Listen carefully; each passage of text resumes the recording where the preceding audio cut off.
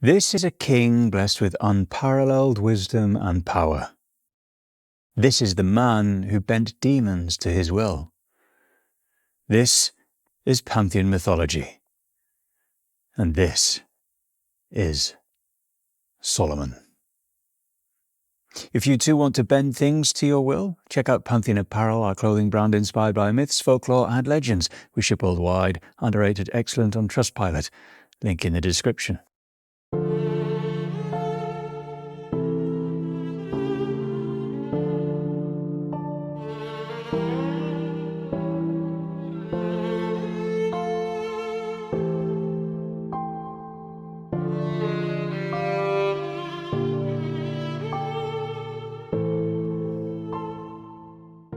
Solomon, a name that echoes through history, religion, and legend.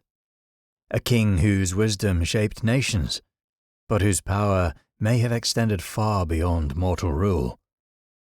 Some say he was chosen by God, blessed with wisdom, wealth, and a kingdom unlike any other. Others claim he was more than just a ruler, that he held a ring of power capable of commanding demons and jinn. His temple, said to be built by both men and spirits, has vanished without a trace. His wealth, supposedly beyond imagination, has never been found. His story, passed down through scripture and myth, leaves behind more questions than answers. Did Solomon truly exist? Or has his legend outgrown reality? Did he rule through wisdom alone, or did he wield something far greater? And what happened to the temple, the one said to be built by supernatural hands? Solomon was the third king of Israel, the son of David and Bathsheba. His reign, described in the books of Kings and Chronicles, is often portrayed as a golden age, a time of immense wealth, wisdom, and prosperity. He's said to have ruled for 40 years, expanding Israel's influence, securing diplomatic alliances, and overseeing the construction of the legendary Temple of Solomon in Jerusalem. His name became synonymous with wisdom, but his story is one of contradictions, of power, ambition, and ultimate downfall. Solomon's wisdom is his most defining trait, granted to him in a dream where God offered him anything he desired. Instead of asking for riches or military power, Solomon requested wisdom. In return, he was granted with unmatched ability to govern with fairness and insight. His skill in resolving disputes became legendary, and the most famous example is the judgment of two mothers. Two women who claimed to be the mother of an infant. In a calculated test, Solomon ordered the baby to be cut in half, knowing that the true mother would rather give up her child than to see it harmed. His reputation spread beyond Israel, and he was believed to have held counsel with foreign rulers, philosophers, and sages. He's credited with writing Proverbs and the Song of Songs, though scholars debate whether he was the true author. In Jewish, Christian, and Islamic traditions, Solomon's wisdom was not just intelligence, but a gift that set him apart from all the other rulers. According to 1 Kings 10, Solomon's kingdom flourished through trade, strategic marriages, and tributes from surrounding nations. His reign saw the establishment of new trade routes, bringing in gold, silver, precious stones, and exotic spices. The Queen of Sheba famously visited his court, testing him with riddles and leaving with such awe that she gifted him lavish treasures. His throne was said to be crafted from ivory and pure gold, flanked by 12 lion statues, an unparalleled symbol of power. His military strength also grew. He amassed chariots, war horses, and an army equipped with the latest weaponry of the era. But despite his wealth and influence, there was an increasing divide between the elite and the common people, as his grand building projects, including the temple and his own palace, relied on heavy taxation and forced labor. For a ruler so famous, Solomon remains a mystery in the historical record. Unlike Egyptian pharaohs or Mesopotamian kings, there are no contemporary inscriptions, monuments, or direct archaeological evidence proving his existence. The only sources that describe him are religious texts, leading scholars to debate whether he was a real king whose legacy was exaggerated or a symbolic figure represented as an idealized ruler. Some theories suggest that Solomon may have been a composite of multiple rulers, a literary creation blending history and myth to serve a theological purpose. Others argue that while evidence is scarce, the lack of inscriptions does not necessarily mean he did not exist. Many rulers of the ancient Near East left behind little physical proof of their reigns. The truth remains elusive. Despite his legendary wisdom, Solomon's later years were marked by controversy, excess, and decline. The Bible states that he took many foreign wives, 700 wives and 300 concubines according to 1 Kings 11, and allowed the worship of their gods. This angered Yahweh, who had commanded Israel to remain faithful to him alone. His focus on grandeur and wealth led to heavy taxation and forced labor, which bred resentment among his people. His once unshakable kingdom fractured upon his death, splitting the northern kingdom of Israel and the southern kingdom of Judah. What had been built through diplomacy and strength unraveled almost immediately.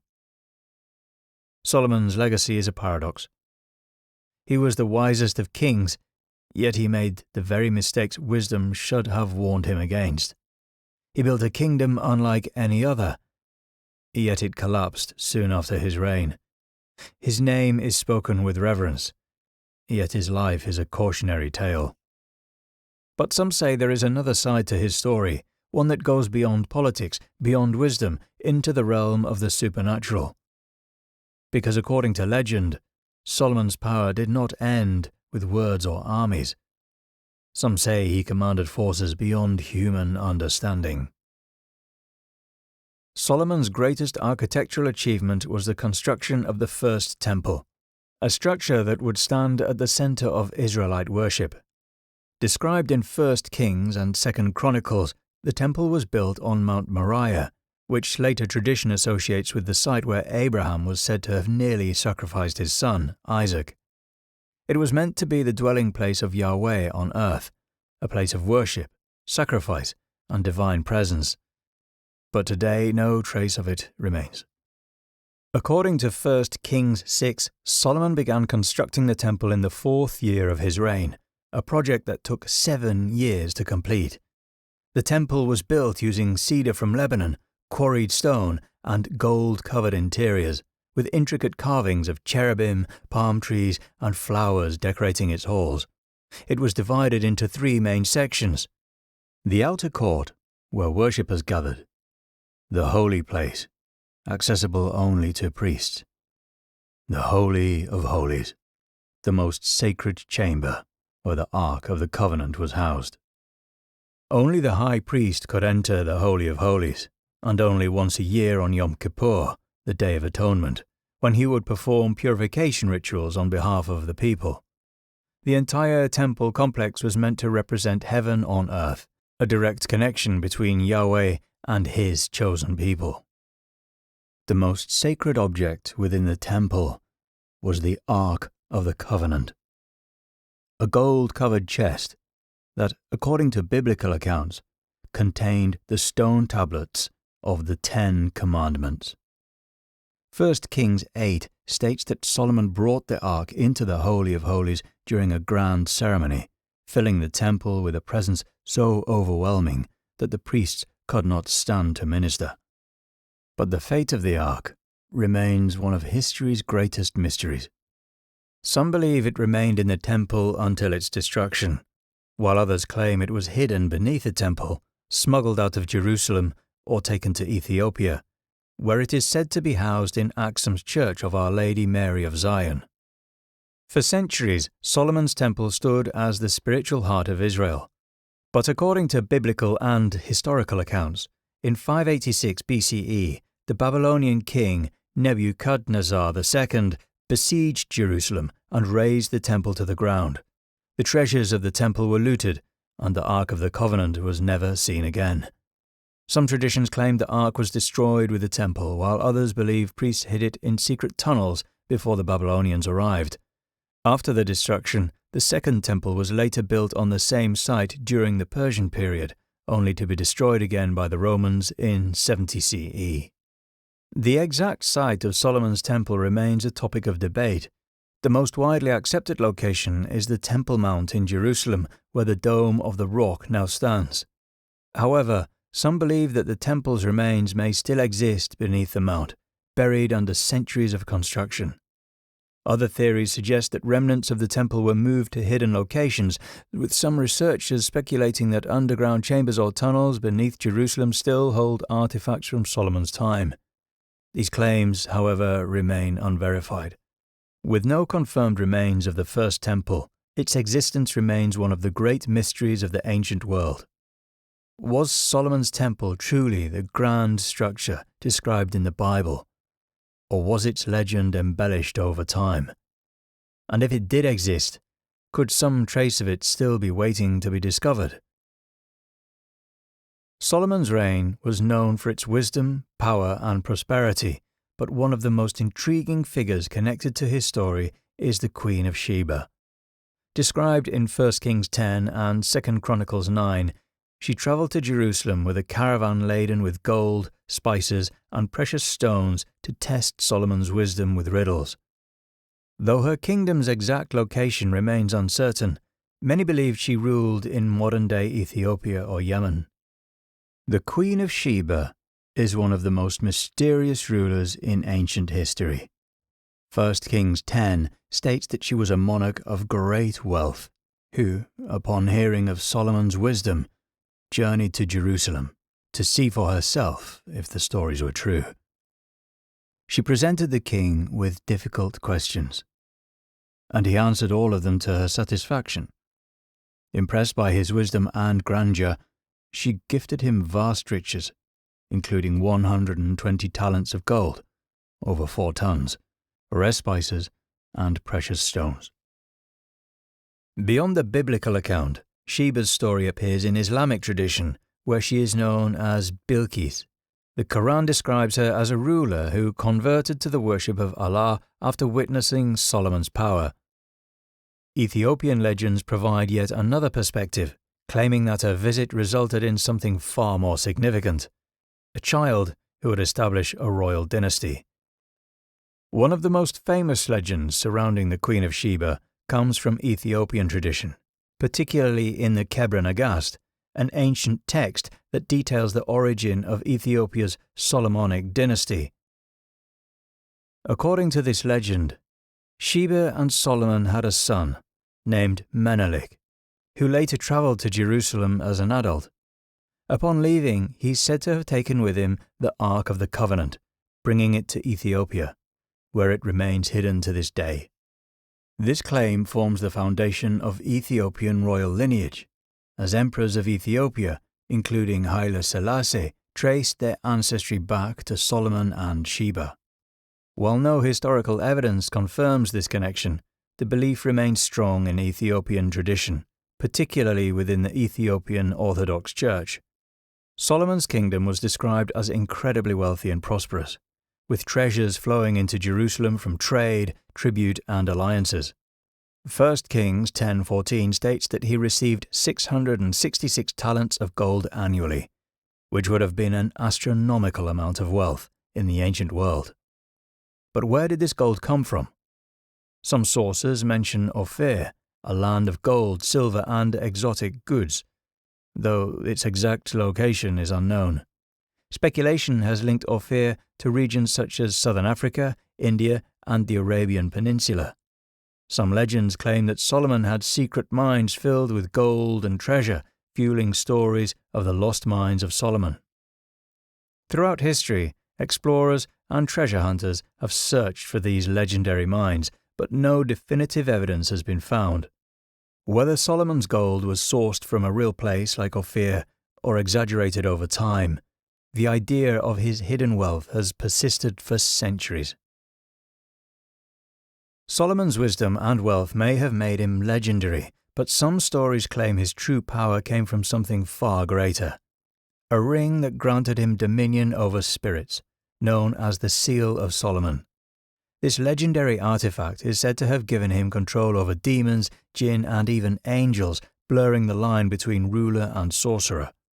With it, Solomon was said to have bound spirits, exorcised demons, and trapped rebellious jinn in bottles or brass vessels, sealing them away with his inscription.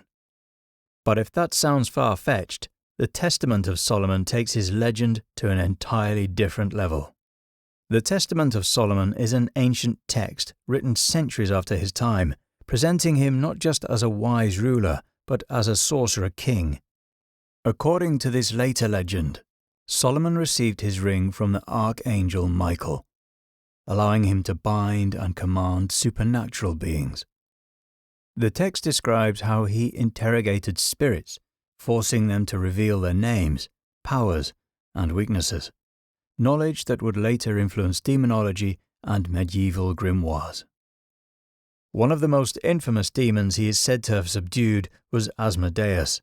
In Jewish lore, Asmodeus was a spirit of chaos and desire, known for disrupting marriages and spreading destruction. The Testament claims that Solomon forced Asmodeus into servitude, compelling him to work in the construction of the temple. But some stories take a darker turn. According to later accounts, Asmodeus eventually overpowered Solomon, stealing his ring and casting him into exile. For a time, Solomon was left to wander the world as a beggar, powerless and forgotten, until he finally reclaimed his ring and banished Asmodeus once more. The Testament describes a hierarchy of spirits, each with their own afflictions and abilities. Orneus, a demon said to drain the life force from humans, Beelzebub, a spirit claiming dominion over the underworld, Lix Tetrax, a force behind destructive winds and storms. These beings, according to the text, were forced into servitude, helping Solomon construct his grand temple. In Islamic tradition, Solomon's temple was said to have been built not by human hands alone, but with the forced labour of jinn. They cut the stones, carried the materials, and shaped the grand architecture, bound by the power of his ring. One legend claims that Solomon's control over them lasted even beyond death. He died while leaning on his staff, and for days, maybe even years, the jinn continued their work, unaware their master had already passed. Only when a worm gnawed through his staff did his body collapse, revealing the truth. They had been unknowingly serving a dead king all along. If the seal of Solomon was real, where did it go? Some say Solomon threw it into the sea, fearing its power. Others claim it was swallowed by a fish, mirroring the tale of the prophet Jonah. Some believe the ring was hidden beneath the ruins of the temple, buried alongside the lost secrets of his reign.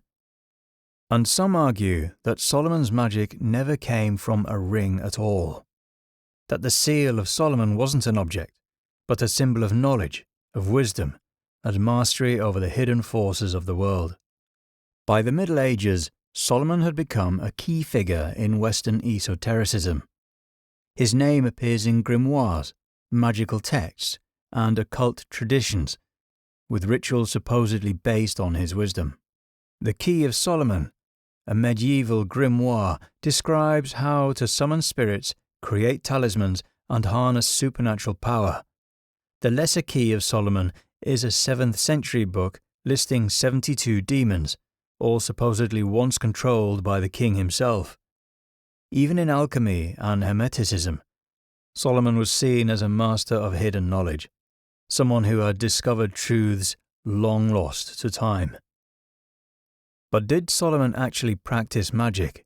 The Bible never describes Solomon using magic. His wisdom was a gift from God, not a result of spells, rings, or secret rituals. The Testament of Solomon was written centuries after his time, likely blending Jewish mysticism, Greek philosophy, and Christian demonology into one legend. So was Solomon truly a master of the occult? Maybe or maybe not. But one thing is certain. His name has transcended history, shifting from king to sorcerer, from wise ruler to a wielder of hidden power. Solomon's legend extends far beyond the biblical narrative, taking on new forms across different cultures and religions. In Islam, He is a prophet and ruler of men and spirits. In Jewish mysticism, he is linked to divine wisdom and secret knowledge. And in Western occulticism, his name appears in grimoires and magical texts, solidifying his reputation as a wielder of supernatural power. In Islamic tradition, Solomon is known as Suleiman, a prophet of Allah and a righteous king granted dominion over both humans and supernatural beings. The Quran describes him as a just ruler, blessed with wisdom, vast wealth, and control over the winds and jinn. His ability to command these spirits, compelling them to serve him, is emphasized in Surah 21:82 and Surah 38:36-40. Unlike the biblical account, which portrays Solomon's later years as a period of decline and idolatry, the Islamic version presents him as a faithful servant of God until his death. The Quran also includes the famous staff legend, where Solomon's death remained hidden from the jinn, who continued working under his rule until that worm gnawed through his staff, revealing that their master had long since passed. Another key difference is the Queen of Sheba's story. In Islamic texts, she's called Bilqis, and her conversion to monotheism after meeting Solomon is highlighted as a moment of divine guidance. Her visit is not just seen as a test of his wisdom, but as proof of his prophetic authority. Within Kabbalistic tradition, Solomon is associated with divine wisdom and esoteric knowledge. His name appears in mystical texts as a ruler who understood the deeper workings of the universe, not just through governance, but through hidden teachings. One recurring theme in Jewish mysticism is Solomon's ability to interact with angels and spirits. The concept of the 72 names of God, a mystical formula said to grant insight into creation, is sometimes linked to him. His connection to secrets of the cosmos is reflected in later legends that describe him communicating with animals, controlling elements, and unlocking divine mysteries. The Testament of Solomon, though not a Kabbalistic text, contributes to this idea, portraying him as a ruler who could bind demons and extract their knowledge, a concept that aligns with certain mystical traditions. By the Middle Ages, Solomon's legend had taken on an entirely new life in European magical traditions. His name became synonymous with occult knowledge, demonology, and ritual magic, largely due to the influence of texts like the Key of Solomon, a medieval grimoire detailing magical rituals, spirit summoning, and protective talismans. The Lesser Key of Solomon, a later grimoire focusing on the 72 demons said to have been bound by Solomon. The Ars Notoria, a text claiming to reveal the secrets of divine wisdom and memory enhancement, attributed to Solomon. These writings transformed Solomon from a biblical king into a central figure in Western esoteric thought, with magicians and scholars invoking his name in ceremonial magic and alchemical traditions. Some even believed his lost knowledge could unlock supernatural powers, continuing the myth of Solomon as a master of both wisdom and sorcery. From prophet to magician, from divine ruler to occult figure, Solomon's legend has been shaped by the beliefs of countless cultures. But whether he was a wise king, or a master of spirits, or something more, one thing remains clear. His name has never been forgotten. Was Solomon just a wise and powerful king, or did he wield forces beyond human understanding? His temple, said to be the most sacred of its time, has never been found. The seal of Solomon, the ring that supposedly gave him dominion over spirits, remains lost, if it ever existed at all. His legend spans history, faith, and the occult, acclaimed by prophets, mystics, and sorcerers alike. But in the end, the truth remains elusive. Was he a man, a myth, or something more?